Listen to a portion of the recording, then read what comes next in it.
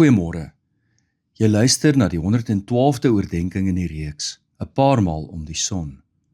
Ons tema vir oggend is ons brein en ons gees. Tot nou toe in die reeks het ons gepraat oor die wonderwêreld van tieners se breine en hulle vinnige ontwikkeling, ook liggaamlik. As jy daaraan dink dat jy net in sowat 10 jaar se periode ontwikkel van 'n klein kindjie tot 'n selfstandige volwassene. Maar daar is iets waaroor ons tot nog toe nie gepraat het nie, en dit is die menslike gees of siel. Tot nou toe het ek tieners, en almal wat hierna luister, probeer oortuig dat die Here ons wonderlik geskape het. Dat die Here tieners se breine wonderlik ontwerp het. Maar om nou eerlik te wees, ek kyk nie na tieners en ek dink, "Sjoe, maar julle het darm pragtige of wonderlike breine nie." Nee, ek kyk na jong mense en dink, hoe wonderlik is julle menswees. Die geheel van jou menswees, jou liggaam, jou brein en jou gees of jou siel. En ek dink, hoe wonderlik elkeen van julle teenwoordig is in hierdie wêreld. Die fyn nuances van elkeen se karaktereienskappe, persoonlikheid, klein gewoontetjies en mannerismes, vertrekking van die spiertjies om hulle mond en oë net voordat hulle uitbars in lag, die frons wat verklap hoe diep hulle nadink oor wat hierdie of daardie brokkie inligting vir hulle lewens beteken, die tong en die kies, fyn humor waarmee tieners uitkom, en net hoe vol energie en lewe hulle oor die algemeen is. Dat my dink aan die titel van 'n film, A Beautiful Mind. Hoe ongelooflik behulpsaam is die wetenskap om die menslike brein te beskryf, maar ewe onbehulpsaam om die menslike gees of siel te beskryf.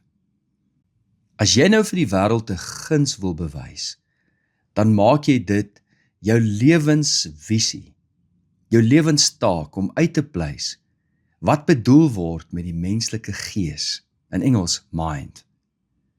John Lennox, een van die slimste mense op die planeet, self ook 'n Christen, maak dikwels die punt dat die mees geleerde mense in die wêreld geen idee het wat bewussyn is, consciousness nie, glad nie.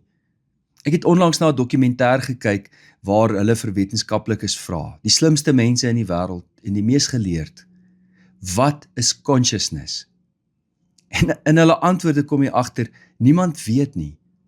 Niemand weet hoe die mens die vermoë het om naas ons brein so 'n bewussyn te hê nie. Daar is geen konsensus oor wat dit beteken nie. Die enigste verklaring wat vir my sin maak, is dat ons nie alleen 'n brein het nie, maar ook 'n siel. Ons woordeskat word hier ietwat onbehulpsaam, soos dat ons praat van die menslike gees, siege of siel.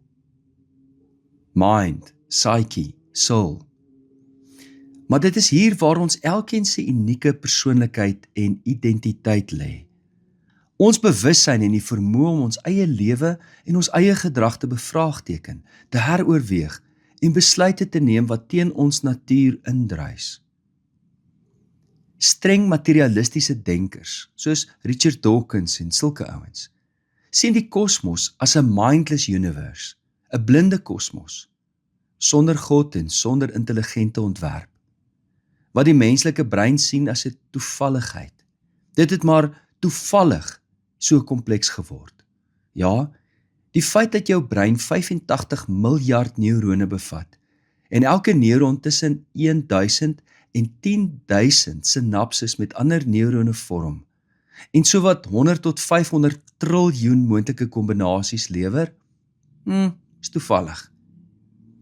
Daar is in jou brein, wat net sowat 1,4 kilogrampies weeg, meer verbindinge as wat daar sterre in ons sterrestelsel is. Toevallig. Die berekenings wat jou brein doen, gebruik sowat 20 watt se energie, dieselfde as 'n klein LED gloeilampie. vir ons as mense om te begin om daardie berekenings te doen met rekenaars, het ons kragstasies nodig van etlike megawatt. Ons het Eskom nodig om sulke berekenings te maak. Jou brein is voortdurend besig om homself te herbedraad en te herorganiseer.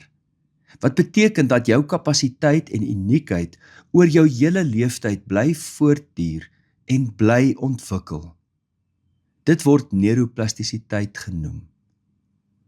Wetenskaplikes reken ons brein kan ongeveer 2.5 petragrepe se inligting stoor.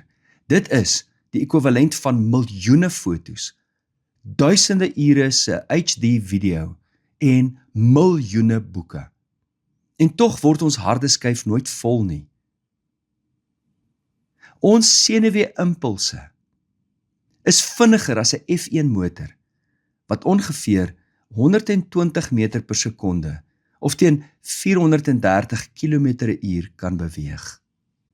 En kyk, as Eskom afgaan, of batterye word pap, is alles in duisternis en alles kom tot stilstand. Maar selfs wanneer jy slaap, in die besonder tydens remslaap, jou diepste rus, genereer jou brein komplekse stories, emosies en beelde, om jou sodoende te help sin maak van jou lewe, die mense in jou lewe en die wêreld waarin jy leef. Jou brein is so fascinerend dat neurowetenskaplikes kopkrap oor ons vermoë om voorspellings te maak. Baie van ons besluite is gebaseer op voorspellings wat ons brein maak van dit wat nog kan en gaan gebeur. Maar hier is die mees interessante van al hierdie wonders. 'n Groot gedeelte van jou brein se energie word gebruik om jou eie brein te evalueer en in werklikheid homself te bestudeer. Jou brein, wat afgesluit is van die wêreld, in hierdie plek wat ons skedel noem, leef in totale duisternis, afgesluit van die wêreld daar buite, die brein in 'n bakkie. En tog skep jou brein die totale realiteit rondom jou en interpreteer dit en help jou om in 'n absolute staat van bewussyn hierdie wêreld te evalueer en in 'n groot mate te kontroleer. Ons brein is nie 'n brein in 'n bakkie nie. Daar is iets in ons menswees wat baie meer is. Ons bewussyn, ons siel of ons gees of wat jy dit ook al wil noem. Wie ook al hierdie dinge sien as 'n toevalligheid, kan sekerlik hulle eie brein vertrou om selfstandig en eie wys op te tree en besluit te maak. Maar, en dis 'n vriendelike maar, 'n opwindende maar, die menslike bestaan, insluitende ons brein, as jy dit sien as die resultaat van 'n doelbewuste, intelligente ontwerp, kan ons maklik die sprong maak dat ons nie alleen 'n brein het nie, maar inderdaad 'n gees of 'n siel. Hierdie mind wat die heelal ontwerp het, ons deel op 'n manier, op 'n diep mistiese manier, in die lewe van God. Ons lees in Genesis 1 die fascinerende verhaal dat God sy asem in die mens se neus ingeblaas het. En so het ons van bloot stofmense na sielmense verander. Mense wat die gees van God in ons het. Dit maak dat ons bewus is van onsself, bewus van ander mense, ja, ook bewus van God. En nou kan julle sien waarom ons lewens nie die resultaat kan wees van eng biologiese breinprosesse nie, maar 'n bewustelike navolging van God se bedoeling met my lewe hier op aarde en om myself te ken, is alleen moontlik wanneer ek God ken.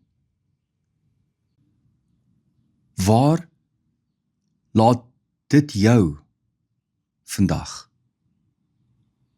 Of jy 12 is, of jy 16 is, of jy 60 of 100 jaar oud is. Waarmee gaan jy vanmôre weg na hierdie oordeenking? Kom ons bid saam. Here, wanneer die psalmdigter sê, U het ons wonderbaarlik geskape, het ons nog maar net die begin daarvan verstaan. O Here, net soos die ou kerkvader Augustinus gebid het, bid ook ons vanmôre. O Here, U het ons vir U-self gemaak, en ons harte bly onrustig, tot dit rus vind in U. Dit bid ons in Jesus naam. Amen. Liefde en 'n geseënde week vir elkeen.